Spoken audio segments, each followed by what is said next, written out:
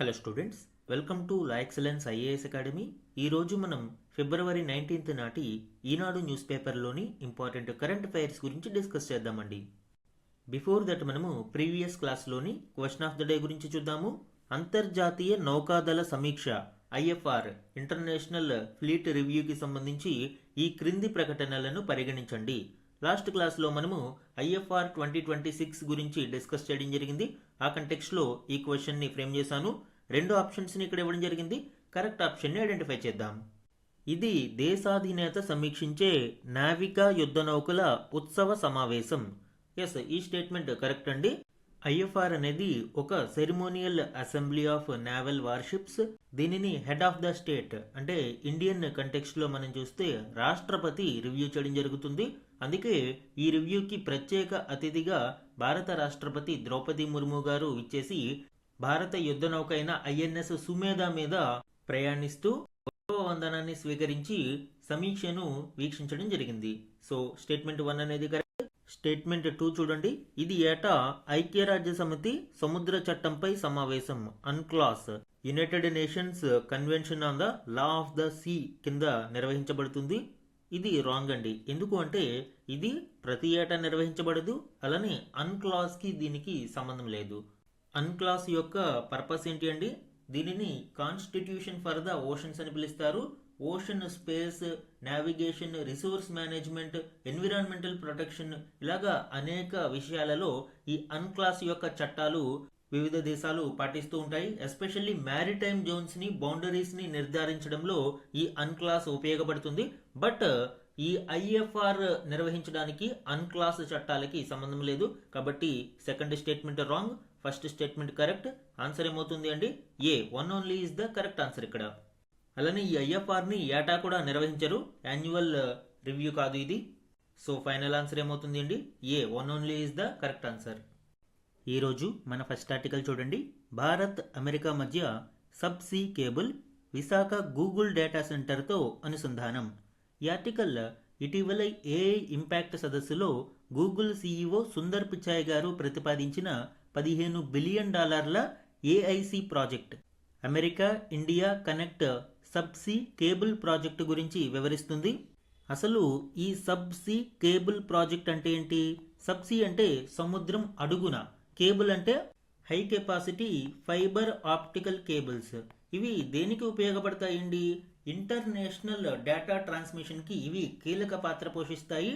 And గ్లోబల్గా మనం చూస్తే inter continental data ట్రాన్స్మిషన్లో 95% ఈ సబ్సీ కేబుల్స్ ద్వారానే జరుగుతుంది. సో అలాంటి ఒక సబ్సీ కేబుల్ ప్రాజెక్టును ఇండియా యుఎస్ మధ్య ఇప్పుడు ఏర్పాటు చేయడానికి గూగుల్ ప్రయత్నిస్తుంది. అలానే ఫిబ్రవరి 2025లో మెటా సంస్థ కూడా దీనికి సంబంధించిన ఒక ప్రతిపాదనను తీసుకువచ్చింది. ఈ కంటెక్స్ట్లో దీనికి సంబంధించిన ఇంపార్టెంట్ పాయింట్స్ ఇప్పుడు చూద్దామండి. భారత్ అమెరికా మధ్య ఏఐ కనెక్టివిటీని పెంచేందుకు కొత్త సబ్సీ కేబుల్ రూట్లు ఏర్పాటు చేయనున్నట్లు గూగుల్ సీఈఓ సుందర్ పిచాయ్ పేర్కొన్నారు. ఢిల్లీలో జరుగుతున్న ఏఐ ఇంపాక్ట్ సమ్మిట్కు వచ్చిన ఆయన ఆంధ్రప్రదేశ్లోని విశాఖపట్నంలో $15 బిలియన్ పెట్టుబడితో 1000 మెగావాట్ల ఏఐ హబ్ ఏర్పాటు, అంతర్జాతీయ సబ్సీ కేబుల్ గురించి ప్రస్తావించారు. ఈ ప్రాజెక్టు కనుక అందుబాటులోకి వస్తే ఉద్యోగాలు, ఏఐ కటింగ్ ఎడ్జ్ ప్రయోజనాలు భారత్లోని ప్రజలు, వ్యాపారులకు అందుతాయని తెలిపారు. దీనివల్ల వచ్చే అవకాశాలను ప్రజలు, విద్యార్థులు వినియోగించుకునేందుకు నైపుణ్య శిక్షణలోనూ పెట్టుబడి పెడుతున్నట్లు ఆయన వెల్లడించారు. ఈ ప్రాజెక్టు డీటెయిల్స్ ఒకసారి చూద్దామండి. US India direct subsea cable initiatives pouring AI and cloud. AI టెక్నాలజీని, క్లౌడ్ సేవలను మరింత విస్తరించేందుకు ఈ సబ్సీ కేబుల్ నెట్వర్క్స్ అనేవి ఉపయోగపడతాయి. ఇందులో ప్రధానంగా గూగుల్ సంస్థ ఫిబ్రవరి 2026లో $15 బిలియన్ విలువైన ఈ అమెరికా ఇండియా కనెక్ట్ ప్రాజెక్టును ప్రతిపాదించింది. ఇందులో భాగంగా 2 రూట్స్ను ప్రతిపాదించారు. ఒకటి అమెరికన్ ఈస్ట్ కోస్ట్ నుంచి, రెండవది అమెరికన్ వెస్ట్ కోస్ట్ నుంచి. రూట్ 1 ఈస్ట్ కోస్ట్లోని Equiano and Nuvem systems cable సి ప్రాజెక్టు నుంచి వయా ఆఫ్రికా ద్వారా ఇండియాలోని విశాఖపట్నంలో ఉన్న గూగుల్ డేటా సెంటర్కు కనెక్ట్ చేయాలని. రెండవ రూట్ వెస్ట్ కోస్ట్లోని బాసన్ అండ్ టబువా సిస్టమ్స్ యొక్క సబ్సీ కేబుల్ ప్రాజెక్టు నుంచి వయా పసిఫిక్ ద్వారా భారతదేశంలోని విశాఖపట్నంలోని గూగుల్ డేటా సెంటర్కు కనెక్ట్ చేయాలి అని. మ్యాప్ని మనము క్లియర్గా అబ్జర్వ్ చేస్తే ఈ రెండు రూట్స్ మనకి అర్థమవుతాయి. ఈస్ట్ కోస్ట్ నుంచి వయా ఆఫ్రికా భారతదేశానికి కనెక్ట్ అవుతుంది, అండ్ వెస్ట్ కోస్ట్ నుంచి వయా పసిఫిక్ భారతదేశానికి కనెక్ట్ అవుతుంది. ఈ రెండిటిలో ఒకటి ఫైనల్ చేస్తారు.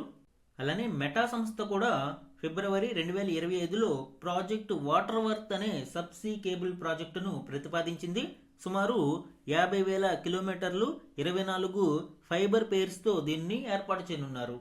దీని యొక్క రూట్ మనం చూస్తే యుఎస్ నుంచి బ్రెజిల్కి, అండ్ బ్రెజిల్ నుంచి సౌత్ ఆఫ్రికాకి, సౌత్ ఆఫ్రికా నుంచి ఇండియాలోని విశాఖపట్నానికి ఇది కనెక్ట్ చేయనున్నారు అండి. ఇది world's longest undersea cable direct US India link via South Africa and Brazil. ఈ ప్రాజెక్ట్స్ వలన అడ్వాంటేజెస్ ఏంటి? AI infrastructure handles explosive growth of AI driven data, provides low latency for real time AI training and deployment. అలానే geographical diversity reduces reliance on Mumbai and Chennai hubs, increase national digital back bone resilience via Vizag.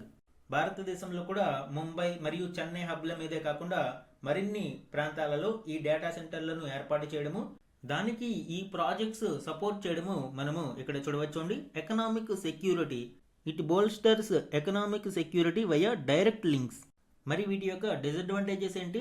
ఇవి చాలా ఖర్చుతో కూడుకున్నవి, అలానే natural డిజాస్టర్స్కి ఎక్కువ vulnerable కలిగి ఉంటాయి. సముద్ర గర్భం అనేక రకాల వల్నరబిలిటీస్ని కలిగి ఉంటుంది. సో చాలా హై రిస్క్ మనం ఇక్కడ చూడవచ్చు. అలానే మనకి మెరైన్ హ్యాబిటాట్స్ కూడా కొంత ఇబ్బందులకి గురి అయ్యే ప్రమాదం ఉంది. ఎన్విరాన్మెంటల్ డిజరప్షన్ని ఇక్కడ మనం చూడవచ్చు.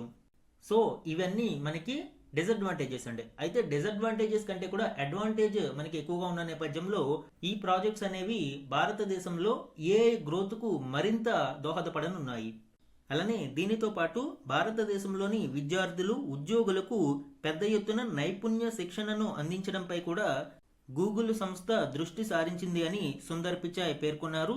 విద్యార్థులు, వృత్తి నిపుణుల కోసం గూగుల్ ఏఐ ప్రొఫెషనల్ సర్టిఫికేట్, కర్మయోగి భారత్ భాగస్వామ్యంతో 18 భాషల్లో 800 జిల్లాల్లోని 2 కోట్ల మంది ప్రభుత్వ ఉద్యోగులకు ఏఐలో శిక్షణ, అటల్ టింకరింగ్ ల్యాబ్లకు జనరేటివ్ ఏఐ ద్వారా 10,000కు పైగా పాఠశాలలలోని 1.10 కోట్ల మంది విద్యార్థులకు శిక్షణను ఇవ్వనున్నామని ఆయన పేర్కొన్నారు. అలానే శాస్త్రీయ పరిశోధనలలో ఏఐని వినియోగించడం ద్వారా వాటిని మరింత వేగవంతం చేసేందుకు గాను $30 million AI for science impact ఛాలెంజ్ను ఏర్పాటు చేశామని తెలిపారు. దీని ద్వారా క్వాంటం కంప్యూటింగ్, వాతావరణ మార్పులు లాంటి రంగాలలో ఏఐని ఉపయోగించి ఆవిష్కరణలను వేగవంతం చేసేందుకు అవకాశం కల్పించనున్నట్లు సుందర్ పిచాయ్ తెలిపారు.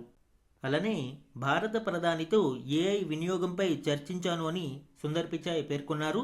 ఆరోగ్యం, అన్ని భాషల్లో సమాచారాన్ని విస్తరించడం, స్టార్టప్లు, వ్యవసాయం లాంటి రంగాలలో ఏఐని ఎలా వినియోగించాలనే దానిపై ప్రధాని మోదీతో జరిగిన సమావేశంలో చర్చించాము అని పిచాయ్ ఎక్స్లో పోస్ట్ చేశారు. సో ఇది ఇండియా యుఎస్ మధ్య సబ్సీ కేబుల్ ప్రాజెక్టుకి సంబంధించిన కీలక డీటెయిల్స్ అండి. మన నెక్స్ట్ ఆర్టికల్ చూడండి. భారత్ EU FTAతో స్వర్ణయుగానికి నాంది. రక్షణ, టెక్నాలజీ రంగాలలో స్పెయిన్తో బంధం మరింత బలోపేతం. రెట్టింపు వాణిజ్యానికి భారత్, ఫిన్లాండ్ అంగీకారం.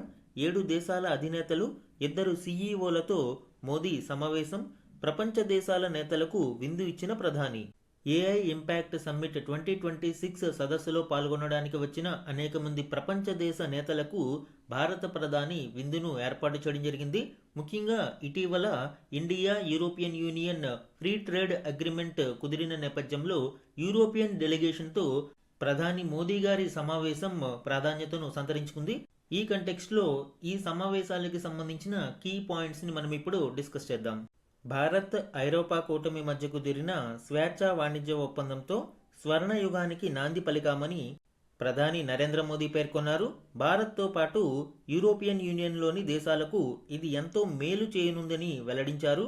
ఏఐ ఇంపాక్ట్ సమ్మిట్లో పాల్గొనేందుకు భారత్కు వచ్చిన దేశాధినేతల్లో 7 బుధవారం ఢిల్లీలో ఆయన సమావేశమయ్యారు. ద్వైపాక్షిక అంశాలపై వారితో చర్చించారు. యూరోపియన్ డెలిగేషన్ సమావేశంలోని మేజర్ థీమ్స్ గురించి ఇక్కడ చూద్దామండి. ముఖ్యంగా ఈ దేశాధినేతల సమావేశాలలో ట్రేడ్ చర్చకు వచ్చింది. Strong support for early ratification and implementation of India European union free trade agreement. స్వేచ్ఛా వాణిజ్య ఒప్పందాన్ని వీలైనంత త్వరగా రాటిఫై చేసి ఇంప్లిమెంట్ చేయడానికి చర్చలు ఇక్కడ చూడవచ్చు. అలానే ఏఐ గవర్నెన్స్ విషయంలో ఈ సమావేశాల విషయంలో చర్చకు రావడం చూడవచ్చు అండి. Acknowledged India's leadership in ethical and inclusive global framework, focus on real world impact. అలానే టెక్ సోవర్నిటీ విషయంలో కూడా చర్చలు మనము చూడవచ్చు. Emphasised building trusted technology frameworks and secure supply chains between India and Europe. India మరియు యూరోపియన్ దేశాలు trusted technology frameworks ని అభివృద్ధి చేయడము మరియు సప్లై చైన్ డిస్రప్షన్స్ లేకుండా ఇరువైపులా సహకరించుకోవడం గురించి ఈ చర్చలలో చూడవచ్చు. ఇవి యూరోపియన్ యూనియన్ డెలిగేషన్తో భారత ప్రధాని జరిపిన చర్చలలోని మేజర్ థీమ్స్. అండ్ ఇండివిజువల్గా మనం చూసినప్పుడు స్పెయిన్ ప్రెసిడెంట్ పెడ్రో సాంచెజ్తో ఆయన సమావేశమయ్యారు. India Spain year of culture, tourism and ఏఐగా 2026ను ప్రకటించడం జరిగింది. డిఫెన్స్ మరియు టెక్నాలజీ రంగాలలో మరింత కోఆపరేషన్ కోసం వీరు చర్చించడం చూడవచ్చుండి. అండ్ ఫిన్లాండ్ ప్రైమ్ మినిస్టర్ పెటరీ ఓర్పోతో జరిగిన సమావేశంలో బయలాటరల్ ట్రేడ్ని డబుల్ చేయడం గురించి, కొలాబరేషన్ ఆన్ 6G టెక్నాలజీ మరియు క్వాంటమ్ కంప్యూటింగ్, రెన్యూవబుల్స్ ఇలా అనేక విషయాల గురించి చర్చించారు. అండ్ ఎస్టోనియా ప్రెసిడెంట్ అలర్ క్యారీస్తో జరిగిన సమావేశంలో e governance, cyber security, AI for education and skilling గురించి చర్చకు వచ్చింది. అండ్ క్రొయేషియా ప్రైమ్ మినిస్టర్ ఆండ్రజ్ ప్లెన్కోవిక్, ఈయన మొట్టమొదటి క్రొయేషియన్ ప్రైమ్ మినిస్టర్ భారత పర్యటనకు రావడం. అండ్ వీరి మధ్య చర్చలో ఎక్కువగా ఏఐ, ఇన్నోవేషన్ మరియు క్లీన్ ఎనర్జీ మీద ఫోకస్ అనేది చూడవచ్చు. అలానే సెర్బియన్ ప్రెసిడెంట్ అలెగ్జాండర్ వుసిక్తో జరిపిన భేటీలో expand cooperation in digital public infrastructure and manufacturing రంగాలలో ఇరు దేశాల సహకారం గురించి చర్చించడం జరిగింది.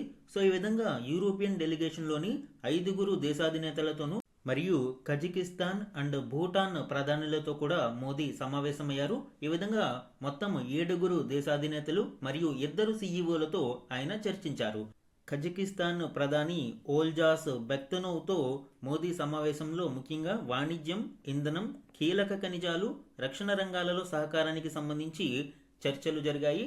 అలానే పరస్పర విశ్వాసం, గుడ్ విల్ ఆధారంగా భారత్ భూటాన్ బంధం కొనసాగుతోంది అని ప్రధాని మోదీ పేర్కొన్నారు. భూటాన్ ప్రధాని షెరింగ్ తాబ్కేతో ఆయన భేటీ అయ్యారు. అలానే Google CEO Sundar Pichai, Sun Microsystems సహ వ్యవస్థాపకుడు వినోద్ ఖోస్లాలతోనూ ప్రధాని మోదీ భేటీ అయ్యారు. ఈ విధంగా 7 దేశాధినేతలు మరియు 2 సీఈఓలతో సమావేశాలను చూడవచ్చుండి. ఇక ఫ్రాన్స్ అధ్యక్షుడు ఎమాన్యుయల్ మ్యాక్రాన్తో భారత ప్రధాని మోదీ సమావేశం గురించి ఆల్రెడీ మనము చర్చించుకున్నాము. ఈ సమావేశాలకి ముందుగానే మెక్రాన్తో మోదీ సమావేశమయ్యారు. అండ్ ఇరువురు కలిసి భారత్ మరియు ఫ్రాన్స్ మధ్య ద్వైపాక్షిక సంబంధాలను మరింత ఉన్నత స్థాయికి తీసుకువెళ్ళడానికి కృషి చేయడానికి నిర్ణయించుకోవడం గురించి లాస్ట్ క్లాస్లో మనము డిస్కస్ చేసుకున్నామండి. అండ్ ఈ రోజు క్లాస్లో కూడా మనము దీని గురించి చూద్దాము. అలానే ఈ ఏఐ ఇంపాక్ట్ సమ్మిట్ ప్రారంభోత్సవ కార్యక్రమంలో ప్రధాని మోదీతో కలిసి ఆయన ప్రారంభ ఉపన్యాసాన్ని కూడా ఇస్తారు. ఈ డీటెయిల్స్ అన్ని కూడా మనకి ఇండియా యూరోపియన్ యూనియన్ రిలేషన్షిప్కి సంబంధించి ఐఆర్లో చాలా చాలా ఇంపార్టెంట్ అండి. Especially free trade agreement finalise అయిన నేపథ్యంలో ఇటు ఐఆర్ మరియు అటు ఎకానమీ కంటెక్స్ట్లో ఇది చాలా ఇంపార్టెంట్ అండి. Beyond the trade, European union దేశాలతో భారతదేశ సంబంధాలను మరియు ఫ్యూచరిస్టిక్ గోల్స్ గురించి ఇది వివరిస్తూ ఉంది.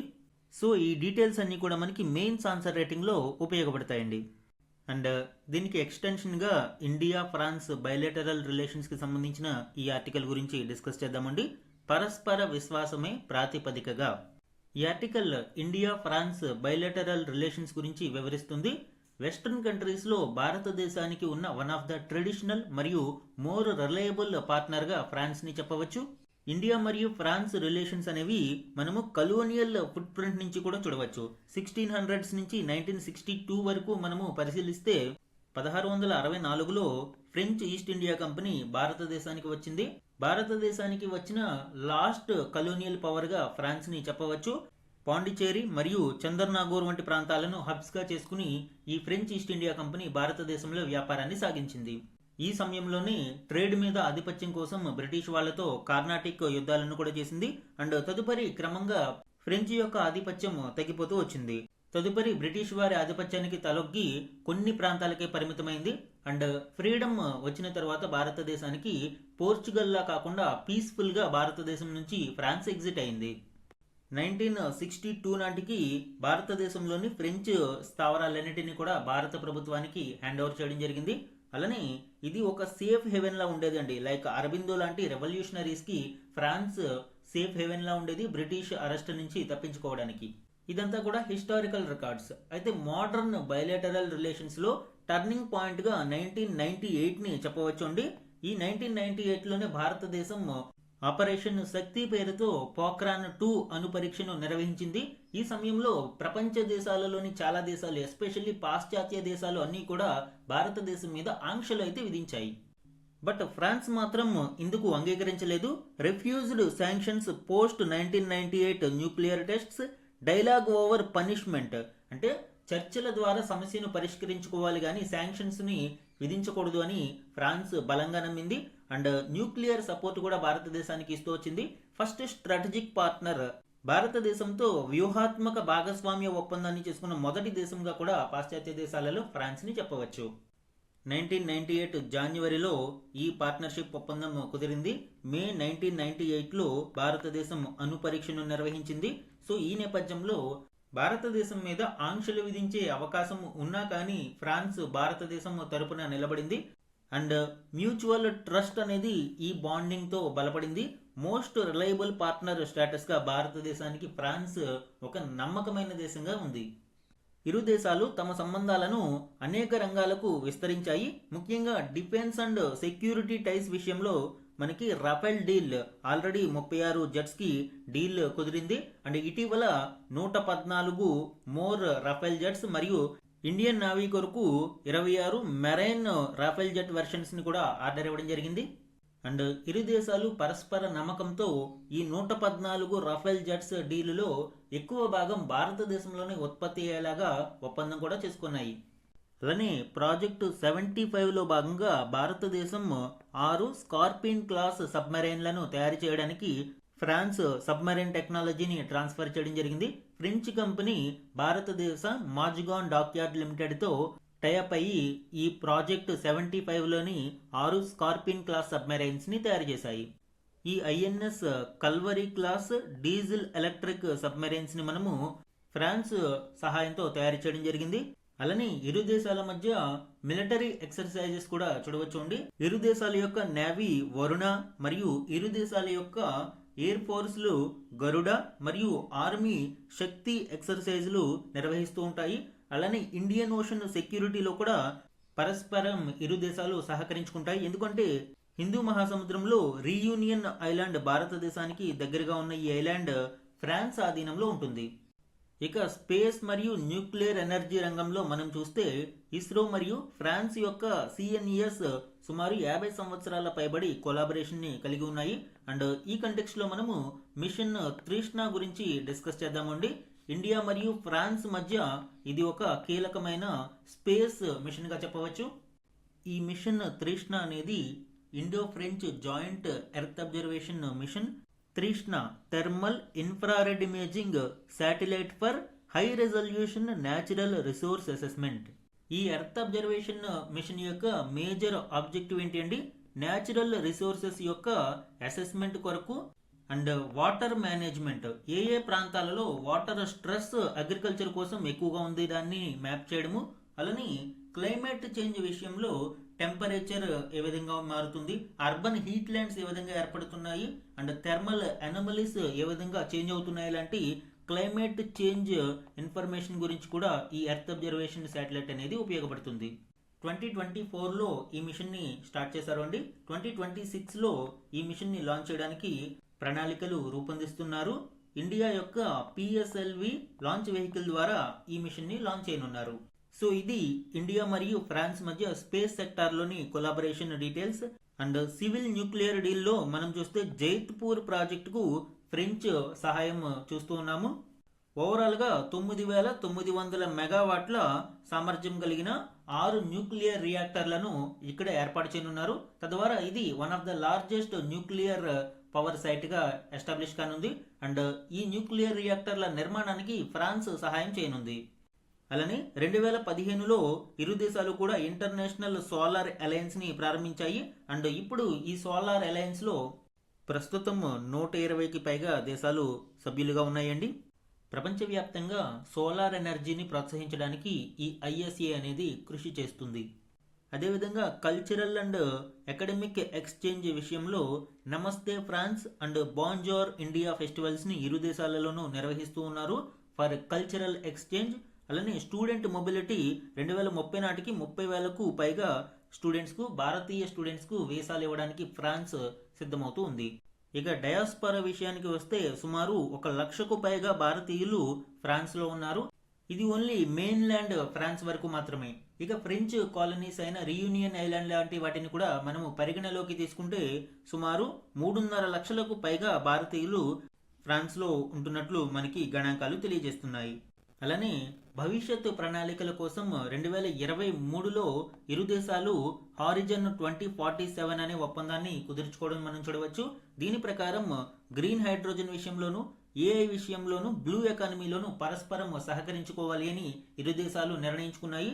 అలానే భారతదేశానికి యుఎన్ సెక్యూరిటీ కౌన్సిల్లో శాశ్వత సభ్యత్వం కొరకు ఫ్రాన్స్ ఎప్పుడు సపోర్ట్ చేస్తూ ఉంది. సో ఇవి డిఫరెంట్ సెక్టార్స్లో ఇండియా మరియు ఫ్రాన్స్ యొక్క బయలేటరల్ రిలేషన్స్ అండి.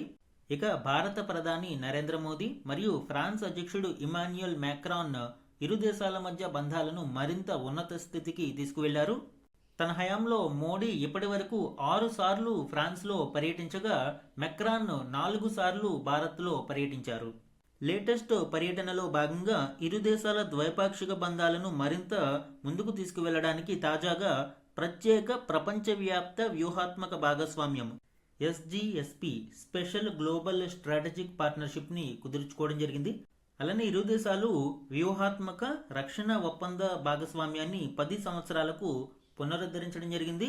రఫేల్ యుద్ధ విమానాల తయారీలో మేడ్ ఇన్ ఇండియాను ప్రోత్సహించడము మరియు ఇండియాలో హామ్మార్క్ క్షిపణుల ఉత్పత్తిని ప్రోత్సహించడం, కీలక ఖనిజాల విషయంలో భారతదేశానికి సహకారం, ఇలా అనేక విషయాలలో భారత్కు ఫ్రాన్స్ మద్దతు ఇస్తూ ఉంది. అండ్ ఇటువైపు ఫ్రాన్స్కి కూడా ఇండియా యొక్క అవసరం ఎంతైనా ఉంది అండి. ఇండో పసిఫిక్ ప్రాంతంలో సుమారు 20 లక్షలకు పైగా ఫ్రెంచ్ పాపులేషన్ ఉన్నారు. అండ్ చైనా యొక్క విస్తరణవాదం ఫ్రాన్స్కు కలవరపెడుతూ ఉంది. సో ఈ నేపథ్యంలో ఇండో పసిఫిక్ రీజియన్లో చైనాను నిలవరించడానికి భారత్తో చెలిమి ఫ్రాన్స్కు సహాయపడుతుంది. ఈ విధంగా ఇరు దేశాలు కూడా ఒకరికొకరు సహకరించుకుంటూ ఒకరికొకరు మ్యూచువల్ ట్రస్ట్ మరియు గౌరవంతో ఈ మల్టీపోలార్ వరల్డ్లో తమ ఐడెంటిటీని మరియు సావర్నిటీని కాపాడుకుంటున్నాయి. సో ఇది ఇండియా మరియు ఫ్రాన్స్ బయలేటరల్ రిలేషన్స్కి సంబంధించిన ఇంపార్టెంట్ ఆర్టికల్. మన నెక్స్ట్ ఆర్టికల్ చూడండి. సుస్థిర అభివృద్ధికి కార్పొరేట్ సంస్థల కృషి, హురోన్ పర్పెచువల్ నివేదిక. ఈ ఆర్టికల్ ఇటీవల విడుదలైన perpetual capital Hurun India impact 50 2026 నివేదికలోని ఇంపార్టెంట్ డీటెయిల్స్ ని వివరిస్తుంది. దీనిలోని కీ పాయింట్స్ ఇప్పుడు చూద్దాం. యుఎన్ ఎస్డిజి గోల్స్ సాధనకు భారత కార్పొరేట్ సంస్థలు కృషి చేస్తున్నాయని హురోన్ పర్పెచువల్ సంయుక్తంగా విడుదల చేసిన నివేదిక వెల్లడించింది. బుధవారం హైదరాబాద్లో perpetual capital Hurun India impact 50 2026 నివేదిక విడుదలైంది. కార్పొరేట్ సోషల్ రెస్పాన్సిబిలిటీలో భారతీయ కంపెనీలకు ఈ నివేదికలో ర్యాంకింగ్ ఇవ్వడం జరిగింది. ముందు మనము కార్పొరేట్ సోషల్ రెస్పాన్సిబిలిటీ సిఎస్ఆర్ గురించి డిస్కస్ చేద్దాము. సిఎస్ఆర్ అనేది నాట్ ఏ వాలంటరీ యాక్ట్, అంటే ఏదో స్వచ్ఛందంగా చేసేది కాదు. లీగల్ ఆబ్లిగేషన్ని ఇది కలిగి ఉంది. పొల్యూటర్ పే అనే సూత్రం మీద ఇది ఆధారపడుతుంది. సో కార్పొరేట్ కంపెనీలన్నీ కూడా తమ లాభాలను ఆర్జించుకోవడమే కాకుండా సమాజానికి కొంత సహాయం చేయాలి అనేదే దీని యొక్క ప్రధాన ఉద్దేశ్యం. కంపెనీస్ యాక్ట్ 2013లోని సెక్షన్ 135 దీని గురించి వివరిస్తుంది అండి. దీని ప్రకారం కార్పొరేట్ సంస్థలు తమ యొక్క యావరేజ్ నెట్ ప్రాఫిట్ గత 3 సంవత్సరాలుగా ఉన్న యావరేజ్ నెట్ ప్రాఫిట్స్లో సుమారు 2% ఈ కార్పొరేట్ సోషల్ రెస్పాన్సిబిలిటీకి నిధులను అందించాలి. ఏ కంపెనీలు ఈ కార్పొరేట్ సోషల్ రెస్పాన్సిబిలిటీకి బాధ్యత వహించాలి అనేది క్రైటీరియా కూడా ఇవ్వడం జరిగింది అండి. Net worth of the company 500 కోట్లకు పైగా ఉన్నవి, అలానే కంపెనీ టర్న్ ఓవర్ 1000 కోట్లు లేదా అంతకు పైబడి ఉన్నప్పుడు and net profit of the company 5 కోట్లకు మించి ఉన్నప్పుడు ఈ 3 సందర్భాలలోనూ కార్పొరేట్ సోషల్ రెస్పాన్సిబిలిటీ అనేది వర్తిస్తుంది. సో ఈ నివేదికలో వాతావరణ అనుకూలం, నీటి వినియోగం, లింగ సమానత్వం వంటి విభాగాలలో అత్యుత్తమ పనితీరుతో హిందుస్థాన్ యూనిలివర్ లిమిటెడ్ తొలి స్థానాన్ని కైవసం చేసుకుంది. ఉద్గారాల తగ్గింపు, పర్యావరణ హిత డిజిటల్ పరిష్కారాలలో హెచ్సిఎల్ టెక్నాలజీస్ రెండో స్థానంలో నిలిచింది. దేశ ఆర్థిక రాజధాని ముంబై సుస్థిరతలోనూ తన ప్రత్యేకతను చాటుకుంది. జాబితాలోని 50 కంపెనీలలో 26 ముంబై కేంద్రంగానే ఉన్నాయి. పూణే, అహ్మదాబాద్ నగరాలు తరువాతి స్థానాలలో ఉన్నాయి. హైదరాబాద్ నుంచి డాక్టర్ రెడ్డీస్ ల్యాబొరేటరీస్ మరియు దివీస్ ఈ జాబితాలో స్థానం సంపాదించాయి. పరిశ్రమల పరంగా చూస్తే గనుల రంగం నుంచి 7 కంపెనీలు, సాఫ్ట్వేర్, ఎనర్జీ, వినియోగ రంగాల నుంచి మిగతా కంపెనీలు ఉన్నాయి. పర్యావరణంతో పాటు సామాజిక అంశాలలోనూ ఈ 50 కంపెనీలు చొరవ చూపుతున్నాయి. 8,000 కోట్ల రూపాయలకు పైగా కార్పొరేట్ సామాజిక బాధ్యత నిధులతో సుమారు 20 కోట్ల మందిపై ఇవి ప్రభావం చూపిస్తున్నాయి. దాదాపు 4.7 లక్షల మంది మహిళలకు ఉపాధి కల్పించాయి. కంపెనీ బోర్డులలో 109 మంది మహిళా ప్రతినిధులు ఉన్నారు. 7,000కు మంది పైగా దివ్యాంగులకు ఈ సంస్థలన్నీ కలిపి ఉపాధి కల్పించాయి. సో ఇండియాలోని కార్పొరేట్ సోషల్ రెస్పాన్సిబిలిటీకి సంబంధించి ఆయా సంస్థల యొక్క టాప్ 50 జాబితాను ఈ నివేదిక వెల్లడించింది. ఈరోజు ఈనాడు న్యూస్ పేపర్లోని ఇంపార్టెంట్ వన్ లైనర్ కరెంట్ అఫైర్స్ని చూద్దాము. Prime minister Narendra Modi held bilateral talks with French President Emmanuel Macron at Maharashtra Lok Bhavan in Mumbai on 17th February 2026. Already దీని గురించి డీటెయిల్గా మనము ఆర్టికల్లో డిస్కస్ చేయడం జరిగింది. అండ్ ఇరు దేశాలు కూడా తమ రిలేషన్స్ను స్పెషల్ గ్లోబల్ స్ట్రాటజిక్ పార్ట్నర్షిప్ స్థాయికి తీసుకువెళ్ళడం జరిగింది. And both nations agreed to the launch of the India France year of innovation and the India France innovation network. అలానే మ్యాక్రాన్ మరియు మోదీ ఇరువురు కలిసి వర్చువల్గా కర్ణాటకలోని వేమగల్ వద్ద ఏర్పాటు చేస్తున్న H-125 హెలికాప్టర్స్ ఫైనల్ అసెంబ్లీ లైన్ను ప్రారంభించడం జరిగింది. ఈరోజు క్లాస్లో ఇండియా ఫ్రాన్స్ బైలాటరల్ రిలేషన్స్కి సంబంధించిన కాంప్రహెన్సివ్ ఎనాలిసిస్ను డిస్కస్ చేయడం జరిగిందండి. Next one, Bangladesh Nationalist party leader Tariq Rahman was sworn in as Bangladesh prime minister on 17th February 2026. He is the son of former Prime Minister Khaleda Zia and assassinated President Ziaur Rahman. Bangladesh President Mohammad Shahabuddin officiated as Rahman and his cabinet took their oaths. Bangladesh నూతన ప్రధానిగా BNP party leader Tariq Rahman ప్రమాణ స్వీకారం చేశారు. And భారతదేశం తరపున Lok Sabha speaker Om Birla ఈ కార్యక్రమానికి హాజరయ్యారు. Next one, Telangana chief minister A Revanth Reddy inaugurated the 23rd edition of BioAsia 2026 international summit on 17th February 2026. So last క్లాసెస్లో దీని గురించి మనము డిస్కస్ చేయడం జరిగింది అండి. బయో ఏషియా సమ్మిట్ 2026ను తెలంగాణ హైటెక్స్లో రేవంత్ రెడ్డి గారు ప్రారంభించారు. ఈ ఇయర్ థీమ్ వచ్చి tech bio unleashed, AI, automation and revolutionary changes in life sciences. Next one, the Indian Army is hosting the inaugural United Nations Fellowship Training Program on Small Arms and Light Weapons Control for the first time in Asia for the Asia Pacific region. Indian army UN fellowship training ప్రోగ్రామ్ని ఏర్పాటు చేయడం జరిగింది. మొదటిసారిగా ఏషియాలో దీనిని small arms and light weapons control మీద ఏర్పాటు చేయడం జరిగింది. ఇవి ఈరోజు ఈనాడు న్యూస్ పేపర్లోని important one liner current affairs అండి. ఈరోజు మన క్వశ్చన్ ఆఫ్ ద డే గురించి చూడండి. సబ్సీ కమ్యూనికేషన్ ఆప్టికల్ ఫైబర్ కేబుల్స్కి సంబంధించి ఈ క్రింది ప్రకటనలను పరిగణించండి. ఈరోజు క్లాసులో మనము గూగుల్ యొక్క సబ్సీ కేబుల్ ప్రాజెక్ట్ గురించి డిస్కస్ చేయడం జరిగింది. ఆ కంటెక్స్ట్లో ఈ క్వశ్చన్ని ఫ్రేమ్ చేశాను అండి. 2 ఆప్షన్స్ని ఇక్కడ ఇవ్వడం జరిగింది. ఇందులో కరెక్ట్ ఆప్షన్స్ని ఐడెంటిఫై చేసి ఆన్సర్ని కమెంట్ సెక్షన్లో కమెంట్ చేయండి. ఇది ఈరోజు ఈనాడు న్యూస్ పేపర్లోని ఇంపార్టెంట్ కరెంట్ అఫైర్స్ మీద daily analysis. Thank you for watching.